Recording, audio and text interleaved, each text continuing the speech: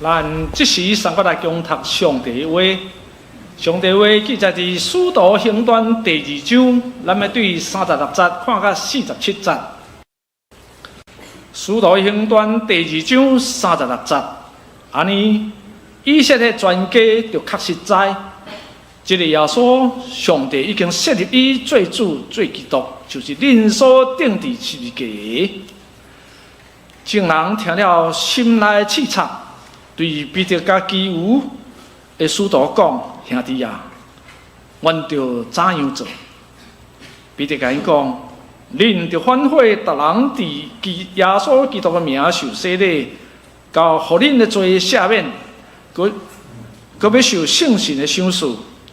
因为所应允的归伫恁甲恁的子孙，以及拢总远远的人，就是见仔主咱的上帝所要调的。” 佮另外用济话干净来考劝因讲，恁着救家己脱离这个邪的世代，对安尼接纳因的话的人，拢受洗礼。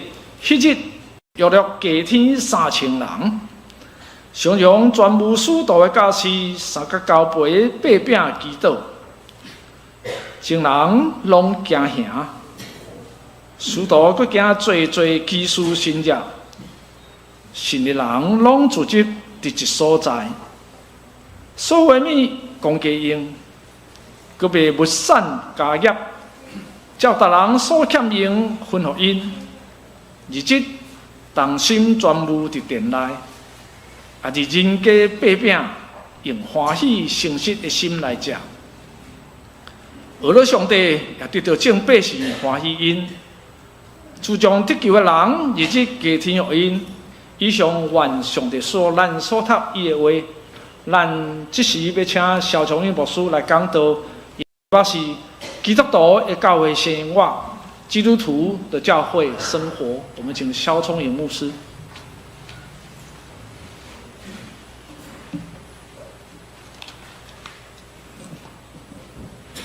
新人兄姊妹大家平安，咱三个来祈祷。 亲爱的天父上帝，阮感谢你，一生的主日，互阮正义路，搁一遍，倒等到你的圣殿来朝见你、敬拜你、服侍主你。啊，恳求上帝，今日会当通过圣礼典，与阮的敬拜，互阮通过敬拜，互阮甲主那亲近。恳求上帝通过你的罗幕所透放的信息，互讲的、听的，拢便得到利益。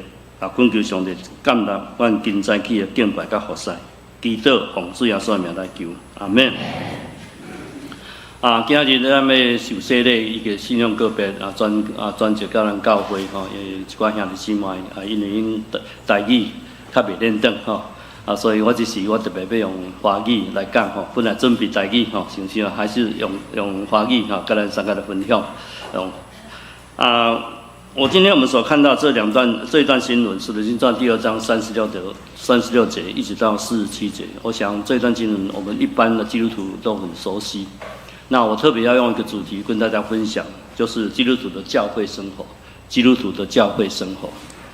18世纪英国历史学家爱德华·吉朋，他花了20多年的时间完成一本非常伟大的著作。 这本书叫做《罗马帝国兴衰史》。那在这本书里面，他提到基督教的兴起以及罗马帝国的衰败，并指出教会迅速的扩展有2个主要的原因。第一个原因，我们特别讲到外在的因素。罗马帝国的执政者唯恐基督教势力扩展影响他们的公权力，就纵容犹太教的宗教团体逼害基督徒。 后来由罗马执政者亲自指挥，共有10次大规模的逼害基督徒的事件，但逼害基督徒的结果产生反作用，越加逼害基督徒，信徒越增加。那第二个是内在的因素，每一位遭受逼害的基督徒都成为福音的见证者，将福音扩展到每一个角落。 19世纪的最后一天出生的神学家这个神学家叫史蒂芬·尼尔，在他所著作的《基督徒宣教这本书里面，他特别提到教会的发展是因为早期的教会每一位基督徒都是福音的见证者。他特别讲每一位基督徒都是福音的见证者，有基督徒的地方就有见证。为什么早期的基督徒有这样火热的信仰，为主做见证的热忱呢？曾经历过两次世界大战火的法国神学家，首先来探讨这个问题，结果他们率先提倡我们的教会应该恢复原有初代教会生活的特质，也就是今天我们所看到这一段经文，是初代教会他们信仰生活的一个样貌。因为他们认为历史在演变，但基督徒的生活信仰完全没有改变。虽然经过了大约2000多年的岁月，但初代教会基督徒的信仰生活还是我们最好的典范。今天早上我特别要从使徒行传第2章36节到47节的经文当中来帮助我们来思考，我们每一位基督徒应该如何来过一个正常的教会生活。究竟信仰是什么？有人说，人要进入信仰，要具备3个要素。第一个要素就是知识、认知；第二个要素就理解、了解，以及信靠。对基督徒而言，这样的信仰就是要知道耶稣基督为我们的罪被钉在十字架而死的知识。就像彼得先讲福音的时候，他们很扎心，他认为我们要怎么办？彼得说：“你们要悔改、认罪，接受耶稣基督，成为生命的主。”所以从认知开始，另外更要理解到我自己当悔改，站到上帝的面前，然后才能够信靠耶稣是我的主基督的境界。使徒行传26章，我们从36节到41节的经文，就很清楚的描述一个人信靠主的心路历程。就是经过知识、理解、信靠3个阶段，但一个人不能只停顿在这样的一个阶段就够了，他还要继续不断的与同信的信徒共同开始过一个教会的信仰生活。使徒行传第2章42节到47节就很详细的描写信靠主耶稣的基督的一群初代教会的基督徒，他们如何开始共同的过一个信仰的生活。我在这边特别提出几样。第一个就是要恒心遵守使徒的教训。第一讲常常专务使徒的教训，也就是说要学习主耶稣的教训。使徒行传第2章42节说，他们都恒心遵守使徒的教训。这些初代基督徒坚守使徒的教训，互相连结于这些教训而不分离。也就是说，他们以使徒的教训为生活的中心主题。路加特别强调，遵守使徒的教训是教会生活当中最重要的根基。我认为这是相当的宝贵。神的话语是我们基督徒生活信仰的根基，因为使徒的教训乃是初代教会存在的基础。当时的基督徒知道要坚守信徒团结的教会生活的根基，就需要很明确的认清什么是福音的真理。然而，能够保障福音的真理，唯有12使徒可以证实它，因为当时没有我们现在所念有关耶稣生平的教训的福音书，就是我们没有这个新约圣经。对耶稣的言行只有口传的片段信息而已。因此，与主耶稣基督共同生活3年，又蒙召做主复活的见证者，只是这些12使徒们，才能保障基督徒福音的真理性。同时，耶稣的门徒也必然负起领导信徒的信仰生活的责任。路加特别提到，当时的信徒对学习基督的教训的态度是恒心，就是胸专务，也就是说很认真积极，而不是消极的。他们研究圣经、念圣经，非常用心的学习，乃是持续不断的学习12使徒所传有关耶稣基督的教训。这也是我们每一个基督徒所应当学习的教会生活的信仰态度。唯有如此，每一个人的灵命才能够长进，我们的教会才能够成为有根基的基督徒。我特别在我们慕道班即将要受洗的这些弟兄姐妹、信仰转级的这些弟兄姐妹，勉励他们要天天读经。那我们在课本当中，从118就开始就有每一天你念多少，就一章新的一章诗篇，然后你可以一年透过这样的一个读经表把它念完。我想这非常重要的。我在我们淡水国礼拜堂有一位慕道友就是要在受洗班，我就跟他们讲到这一课圣经这一课，他就开始练到我们把课程练完的时候，他已经练到就业大概第5讲了，就开始下定决心一年要念一次的圣经。我也期待我们今天要受洗加入教会的弟兄姊妹，你们开始灵修的生活，以神的话语为中心。这是我们成为教会能够成为有根基的教会，就是从神的话语开始。那第二个就是共同分享的生活，共同分享的生活。这个分享是在心灵上、生活上彼此的交接。有一位圣经学者将彼此交接这句解释为他们坚固的保守信徒之间的友谊。他们坚固的保守信徒之间的友谊。那为什么在教会信仰生活当中要强调信徒之间的友谊呢？约翰一书，如果我们看约翰一书的第1章1到4节，特别在第1章第3节说到，我们将所看见、所听见的传给你们，使你们与我们相交。我们乃是与父并与他儿子耶稣基督相交的。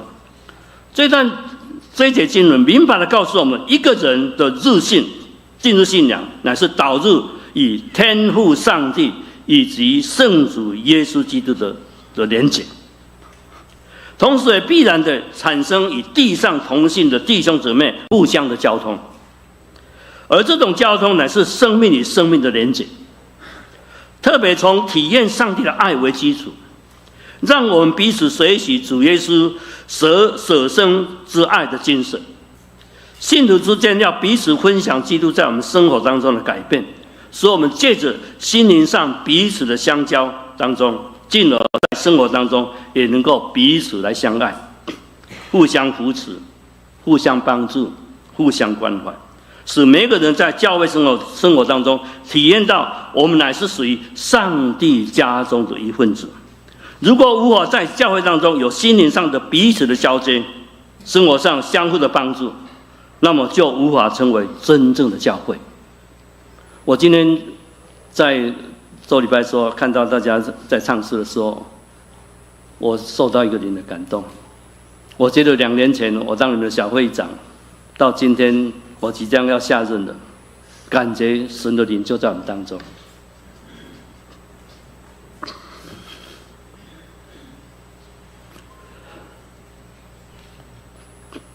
我越来越感受到2年前的光景跟现在的光景完全不一样。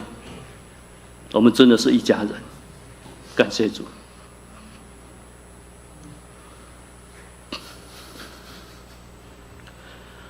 新约圣经当中，我们也发现主耶稣常常以牧羊人以及羊群、葡萄树以及柿子等具体的比喻来说明基督徒与主耶稣的关系，以及同性的弟兄姊妹的相互关系。这个交通 koinonia 不是指一个人不是指一般人所谓的交易，同族群、同文化、同嗜好的一群人相聚，这个 koinonia 不是这样子。这个交通不只是一般人所谓的交易，同族群、同文化、同嗜好的一群人相聚，而是同心经验到耶稣基督的救赎。也就是说，我们要有心灵上彼此的交接，经历到耶稣基督在我们生命当中所付出生命的代价，使我们成为一个信造的人。我们盼望我们淡水教会真的能够再一次更新我们的生命。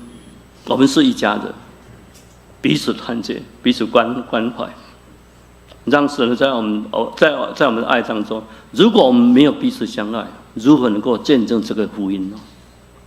如果我们彼此相爱，众人就认识我们是基督的门徒。曾为有一位又哑又聋的弟兄，每一个主日他按时参加主日崇拜，有人就好奇的问他说：“当然用谁的？弟兄啊，你既然不能听又不能讲，你为何每主日按时参加主日崇拜？”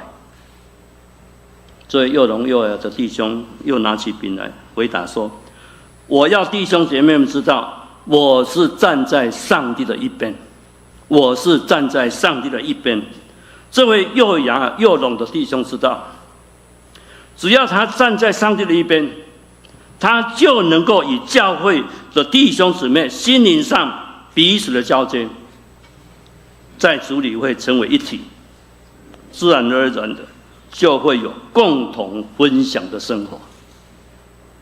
亲爱的弟兄姊妹们，究竟我们在教会生活当中有经历到在基督里的交通吗？假如没有，为什么我们不能经历到？我想我们可以自己问自己，我们有没有经历到？我们为什么不能够分享同时与基督肢体的喜乐呢？在教会生活里，若没有经历到与基督同性的弟兄姊妹之间有心灵与生活上的彼此相交，我们就无法建造一个共同分享的教会生活。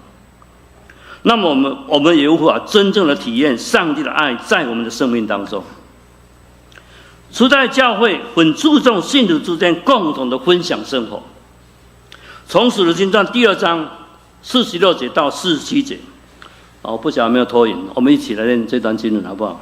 预备来，他们天天同心合意恒切的站。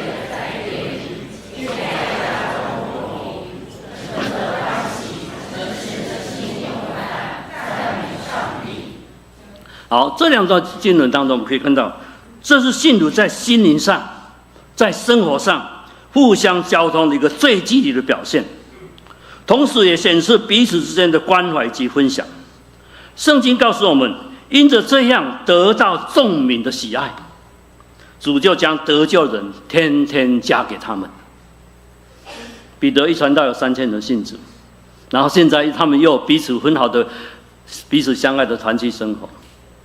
然后主就将得救人天天加给他们，所以不止3000人，可能到5000人了，我们不知道。也盼望我们每一位弟兄姊妹们能够随喜初代教会的信徒，愿意参与投入教会的生活，彼此活泼的相交，有共同分享的教会生活。而这里的分享不仅是将自己的所有物质与人共享，而是要将你的思想、意念、情感，尤其是信仰的体验与人分享。那么我们必然因着有共同分享的教会生活，使我们在信仰上、在生活上彼此来长进。我们有了共同分享的生活，使我们的喜乐充足。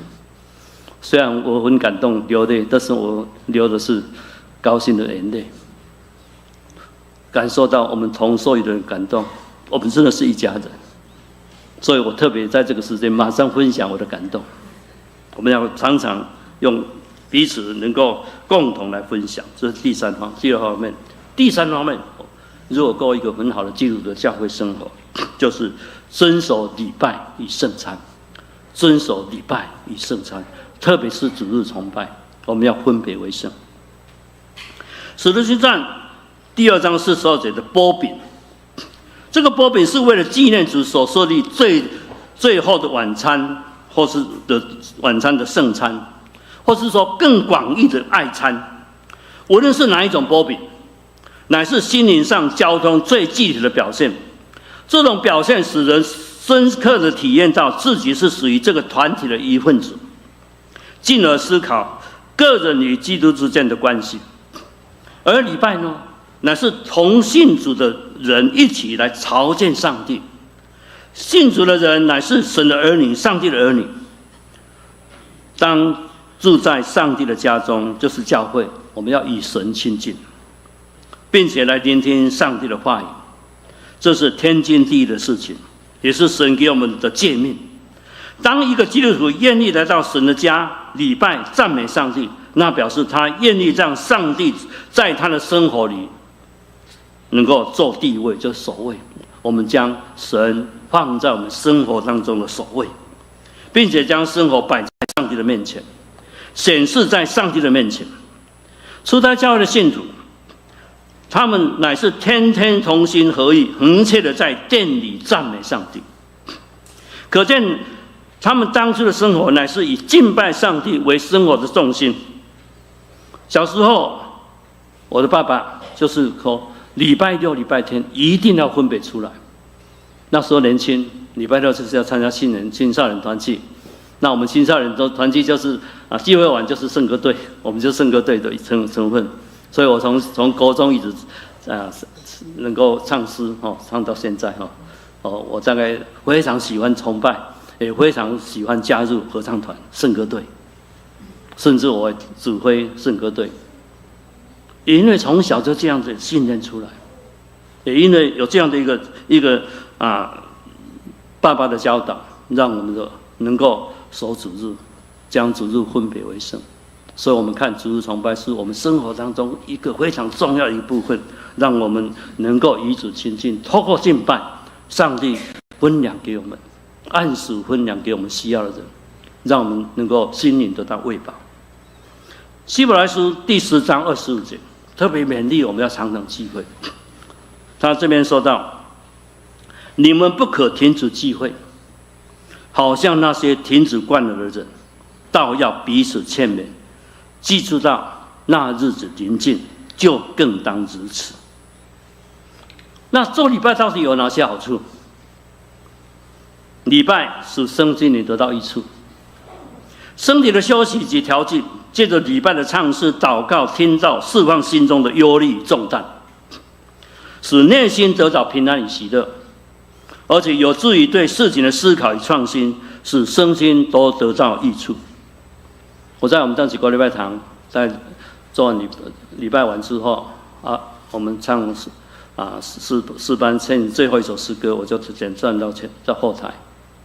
有人就说：“牧师，谢谢你，今天你的信息安慰我，帮助我，我知道我要怎么做。”礼拜使圣心灵得到益处。第二，造就品德。上帝的话语可以帮助我们改掉自己不好的品性、行为习惯，以及随喜义理，更加行善，预备行各样的善事。人的心改善了，人就能够改善；人改善了，这个社会就能够改善。政府应该提升宗教信仰的生活。当然，我们说唯独圣经，唯独我们要借着耶稣基督，我们没有办法到神的面前。但是宗教信仰的提升是很重要的。虽然说宗教都劝人为善，但是有宗教信仰的人，比那些没有宗教的人更至少好一点但是我们更引领他们能够接受耶稣基督这样的信仰，那是更棒。如果我们能够有好的品德，大家彼此相爱，整个社会、整个国家就不一样，能够让神的公义行在我们的整个台湾，我相信神必然大大的祝福。第三方面，增进家庭亲情的生活，全家人一起来做礼拜，在主的话语的光照之下，更能够使家人有心灵上的交通。全家人生活当中有了一致的目标，也清楚知道人生的意义，那么必然增进家庭亲情的生活，也必定有助于建设幸福美满的家庭生活。我们看礼拜后回到家，我们彼此分享今天牧师讲到的信息，你有所感动，我们彼此分享，在这个分享当中，我们的灵命就在晋升。我觉得很幸运，我能够生长在我们萧家，我是第5代的基督徒，我们已经有第7代的基督徒，100多年。这100多年，我看到我们的弟兄姊妹彼此的和睦，无论在哪个合场，我们都尽我们本分，能够看到我们有非常美好的这样的一个亲情，也透过这样的一个大家的彼此长进，彼此的相爱。也看到家庭的美满，这是神的祝福，增进家庭亲情。下礼拜我就要退休了，我们萧家班我几乎都要来了。那时候这个礼监已经要退休了，他们都这些侄儿侄女外甥女，他们都非常高兴，能够牧会40年8个月，不容易啊！我觉得不容易，若不是神的带领，其实很难，很多的挑战。但是感谢神，我们有非常好的家人的扶持，特别是我大哥大嫂，真的对我们帮助非常的大。第4个，做礼拜可以帮助我们做上帝光明的儿女了。上帝是光，我们站在光之下生活，眼睛所看到虽有污点，却能够看出事物的光明面。如果站在黑暗之下，所看到的必都是暗淡的。当我们遵守礼拜，就会帮助我们对事物以及生活有积极正面光明的看法，更能够喜乐和成功。第5个益处，做礼拜也可以在无形当中为主做见证，宣扬福音。今天如果我们是一个基督徒，在主日礼拜你没有参加，人家问你说：“你不是基督徒吗？你怎么不去听道理？”人家对我们基督徒所是听道理的人评价是非常高的。如果我们每一个主日都按时去做礼拜，人家看到说我们这样的一个敬虔，也让他们羡慕。一般民间宗教，他们敬拜神是切着我们是每个主日敬拜神。而且天天读经，天天祷告。所以说，做礼拜也可以在无形当中为主做见证，宣扬福音。那么，如何做礼拜？用心灵和诚实来敬拜。所以来礼拜的时候，一定要预备心，要存一颗渴慕的心。你必然会经历到做礼拜的好处，更加与主亲近。活在上帝的光明当中，享受上帝带给我们丰盛的生命。所以每一次的礼拜，我不晓得弟兄姊妹们，你们有预备你们的心灵，不是早上赶快去菜市场，赶快买个菜，赶快送回来，要赶快9点半要礼拜，赶快来。我想那个礼拜你没有预备心，使人不悦纳。我为了今天的讲道，已经2个礼拜前都把它安排好了。可是，在昨天一个早上，昨天开完小会9点半回去的，还在。我今天要如何来帮助大家？都是每一次的讲堂都是要很用心。那我们传道人有用心，我们所有的信徒，我们有没有用心？有没有预备心？来到主的面前，敬拜他，服侍他。所以，如果做礼拜，就是要用心灵和诚实来敬拜他。第4个，我们可以看到基督徒的教会生活就是祷告的生活。第4方面，我们讲到祷告的生活。初代教会的信徒，除了学习主的教训、彼此交接、擘饼之外，另外一个要紧的生活方式就是祷告的生活。如果说读经是出属灵生命的粮，那么祷告便是人的呼吸了。呼吸属灵生命的氧气。若没有祷告，就像一个人没有呼吸，属灵的生命就会因缺氧气窒息而死。身体氧气充足，身体就健壮有力。因此，祷告的基督徒必有健壮的灵命，以抵挡生活当中各样的试炼。祷告就是人与上帝的谈话。所谓谈话，就是我说给你听，你说给我听。祷告就是将你的事告诉上帝，让上帝知道。心思向人知，讲我上帝在。祷告也是在听上帝向我说话，明白上帝的旨意。所以祷告乃是人与上帝做双向的谈话，祷告也是父子的交谈。路加福音书第11章1到13节是主耶稣教导我们的祷告。刚刚吴长老祷告之后，也带领我们大家用主祷文做祷告。所以我们可以看到，主耶稣特别在这个主祷文当中，主耶稣特别以父子的关系来说明我们是上帝的儿女。上帝是我们的天上的父，天父喜欢我们和他交谈，就像父亲喜欢与儿女交谈一般。祷告是生命的能源。